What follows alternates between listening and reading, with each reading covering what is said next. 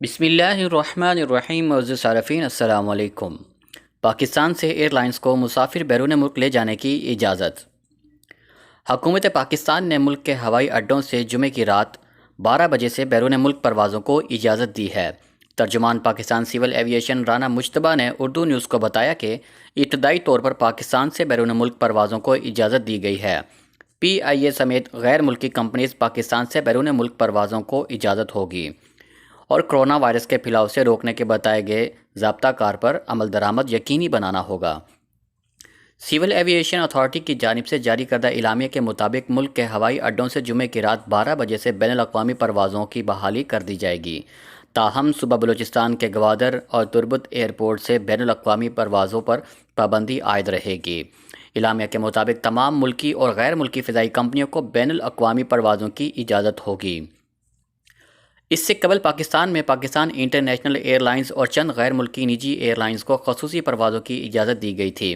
Civil aviation کے ذرائع سے اردو نیوز کو معلوم ہوا ہے کہ 19 غیر ملکی کمپنیوں نے فوری طور پر پاکستان سے بین الاقوامی فضائی سروس شروع کرنے کا فیصلہ کیا ہے، جو کہ آج جمعے کی رات سے شروع ہو جائیں گی۔ سول ایویشن کے ذرائع نے اردو نیوز کو بتایا ہے کہ ابتدائی طور پر بین الاقوامی اڈے سے یومیہ ایک فلائٹ کی اجازت دی جائے گی، جس میں بتدریج اضافہ کیا جائے گا۔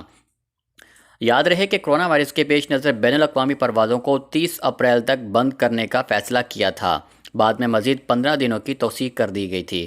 گزشتہ فیصلے کے مطابق فلائٹ آپریشن آج 15 مئی سے بحال ہونا تھا، جسے بعد میں 31 مئی تک معطل رکھنے کا فیصلہ کیا گیا تھا۔ کرونا کے پیش نظر پاکستان نے پہلی بار 21 مارچ کو 2 ہفتوں کے لیے تمام بین الاقوامی پروازیں معطل کرنے کا اعلان کیا تھا۔ پاکستان میں 16 مئی سے اندرون ملک محدود پروازیں بحال کر دی تھیں۔ وفاقی وزیر ہوا بازی غلام سرور خان نے ایک ویڈیو بیان میں کہا تھا کہ national command and operation centre NCOC کے اجلاس میں ڈومیسٹک پروازیں بحال کرنے کا حتمی فیصلہ کیا گیا۔